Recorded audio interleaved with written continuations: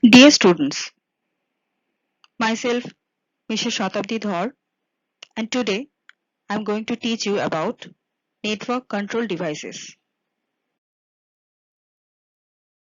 Now, what are the network control devices?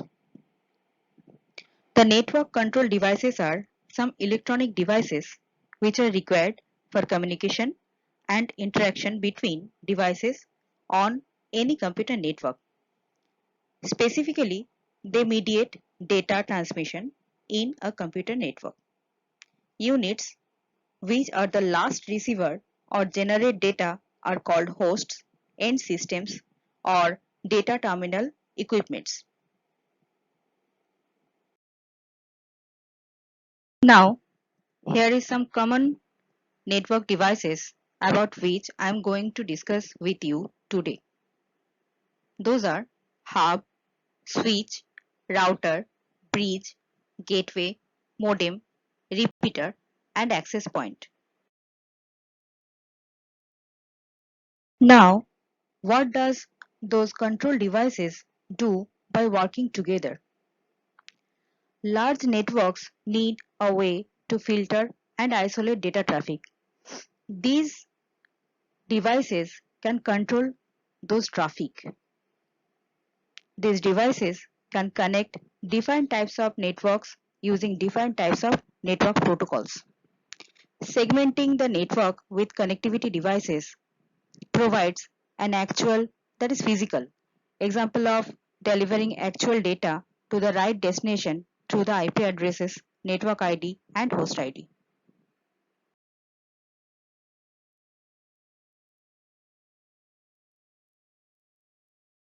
One of those network device is hub. A network hub is a node that broadcasts data to every computer or Ethernet-based device connected to it.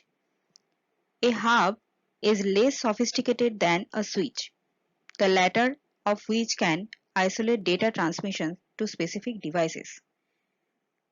Hubs are best suited for small, simple local area network. Hubs cannot provide routing capabilities or other advanced network services because they operate by forwarding packets across all ports. Now, network hubs are sometimes referred to as dumb switches with limited capabilities and poor scalability.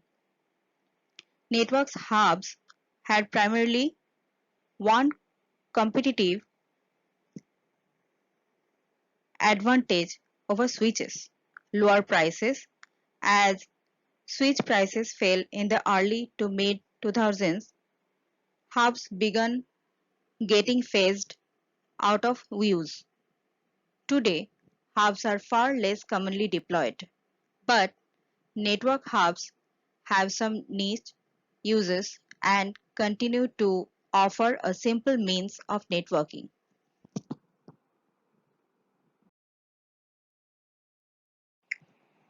Now, how network hubs work.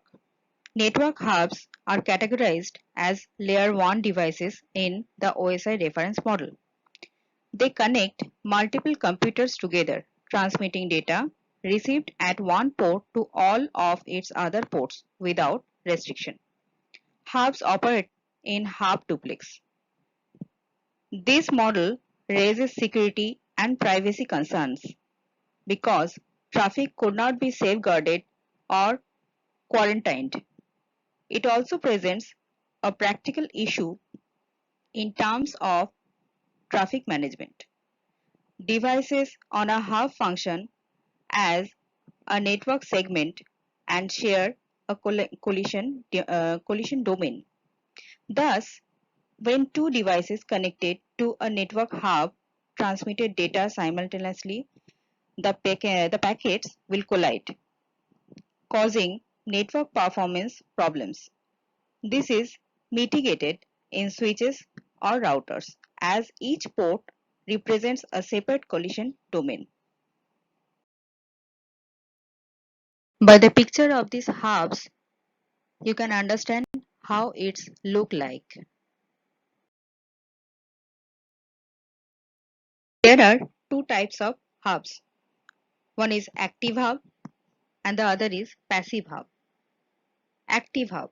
These are the hubs which have their own power supply and can clean, boost and relay the signal along with the network. It serves both as a repeater as well as varying center. These are used to extend the maximum distance between nodes. And the passive hub, these are the hubs which collect varying from nodes and power supply from active hub. These hubs relay signals onto the network without cleaning and boosting them and can't be used to extend the distance between nodes. Now we are discussing about the device access point. In computer networking, a wireless access point, that is WAP, or more generally just access point, that is app, is a networking hardware device that allows where Wi-Fi devices to connect it to a wired network. The AP, that is access point, usually connects to a router via a wired network as a standalone device, but it can also be an integral component of the router itself. An AP is differentiated from a hotspot, which is a physical location where Wi-Fi access is available. Here in this video, you can see a device is called access point.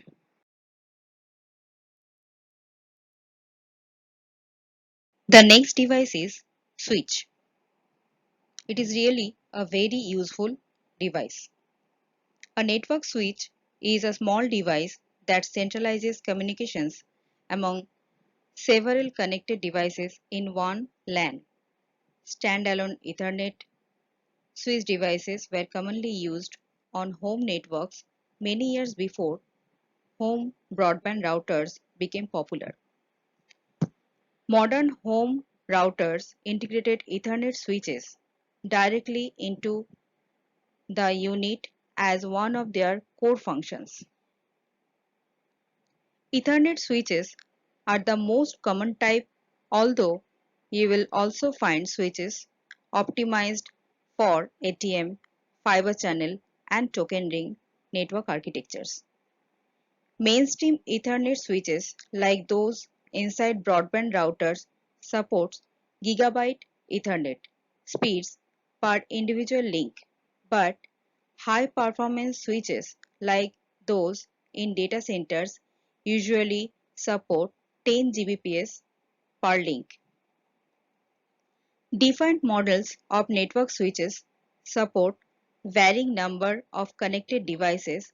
Consumer grade network switches provide either 4 or 8 connections for Ethernet devices, while corporate switches typically support between 32 and 128 connections. Switches also connect to each other, a daisy chaining method to add a progressively larger number of devices to a LAN. Basic network switches like those used in consumer routers require no special configuration beyond plugging in cables and powers.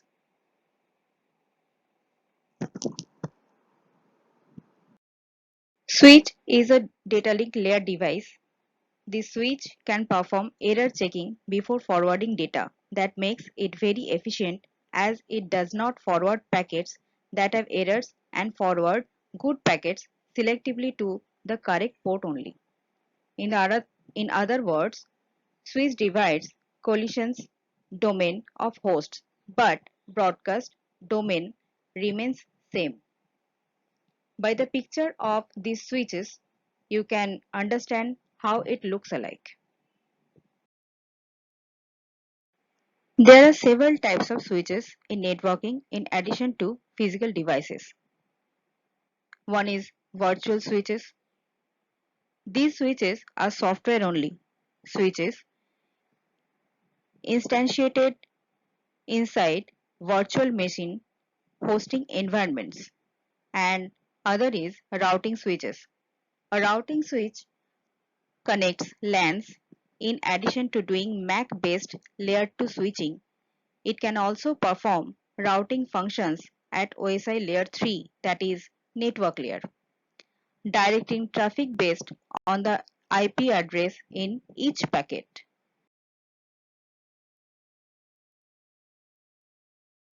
Next device we are going to explain is bridge.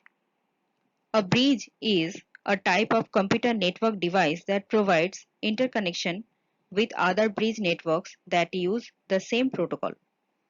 Bridge devices work at the data link layer of the OSI model, connecting two different networks together and providing communication between them.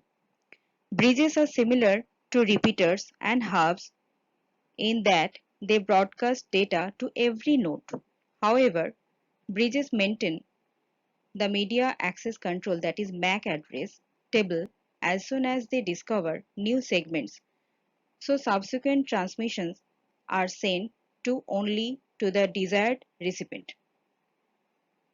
These bridges are also known as layer 2 switches. A bridge uses a database to ascertain where to pass, transmit, or discard the data frame. If the frame received by the bridge is meant for a segment that resides on the same host network, it will pass the frame to that node and the receiving bridge will then discard it. If the bridge receives a frame whose node MAC address is of the connected network, it will forward the frame toward it.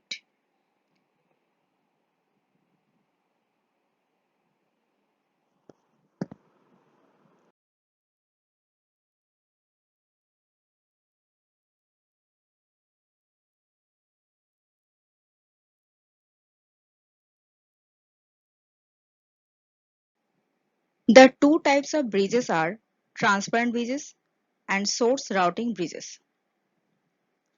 Transparent bridges are the bridge in which the stations are completely unaware of the bridge's existence, that is, whether or not a bridge is added or deleted from the network.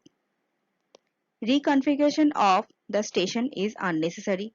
These bridges make use of two processes, that is bridge forwarding and bridge learning. The next one is source routing bridge. In this bridge, routing operation is performed by source station and the frame specifies which route to follow. The hot can discover frame by sending a special frame called discovery frame, which spreads through the entire network using all possible paths or destination.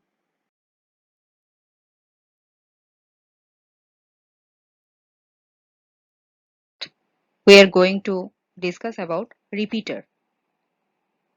Repeaters are network devices operating at physical layer of OSI model that amplify or regenerate an incoming signal before retransmitting it.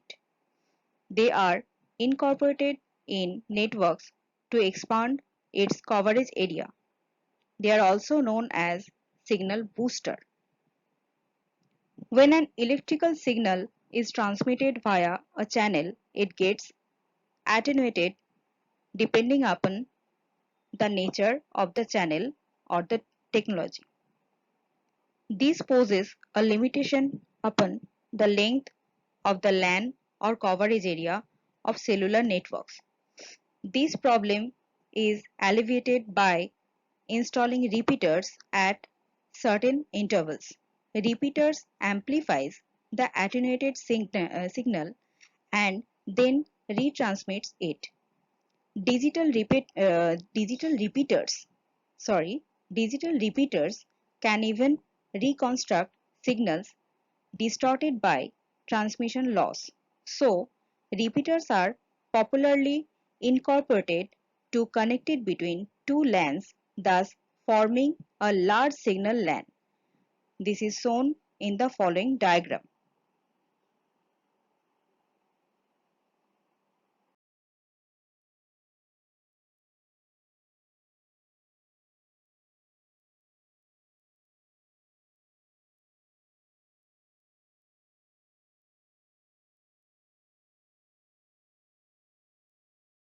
Next device is gateway, about which I am going to discuss with you. A gateway is a network node used in telecommunications that connects two networks with different transmission protocols together. Gateways serve as an entry and exit point for a network, as all data must pass through or communicate with the gateway prior to being routed. In most IP-based networks, the only traffic that does not go through at least one gateway in traffic following among nodes on the same local area network, that is LAN segment. The term default gateway or network gateway may also be used to describe the same concept. The primary advantage of using a gateway in personal or enterprise scenarios is simplifying internet connectivity into one device. In the enterprise, a gateway node can also act as a proxy server, and a firewall gateways can be purchased through popular technology retailers such as Best Buy or rented through an internet service provider.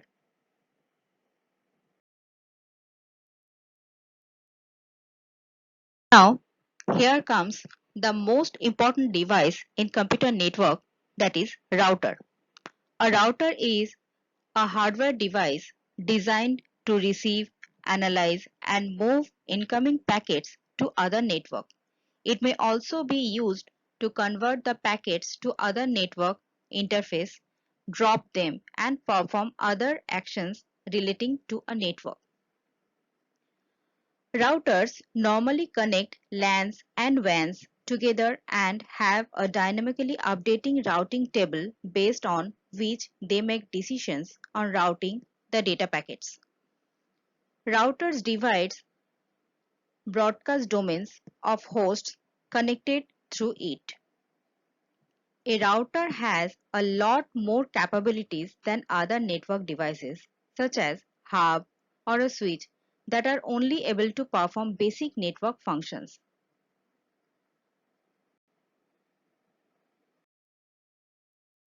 There are different types of routers: wireless router, B router, core router, edge router, and virtual router. Now, the another device is modem. Modems are used for data transfer from one computer network to another computer network through telephone lines. The computer network works in digital mode, while analog technology is used for carrying messages across phone lines. It converts information from digital mode to analog mode at the transmitting end, and demodulators converts the same from analog to digital at receiving end. The process of converting analog signals of one computer network into digital signals of another computer network so they can be processed by a receiving computer is referred to as digitizing. When an analog facility is used for data communication between two digital devices called data terminal equipment, that is DTE, modems are used at each end. DTE can be terminated or any terminal in computer. The modem at the transmitting end converts the digital signal generated by DTE into an analog signal by modulating a carrier. This modem at the receiving end demodulates the carrier and hand over the demodulated digital signal to the DTE. The transmission medium between the two modems can be dedicated circuit or a switched telephone circuit. If a switched telephone circuit is used, then the modems are connected to the local telephone exchanges. Whenever data transmission is required, connection between the modems is established through telephone exchanges.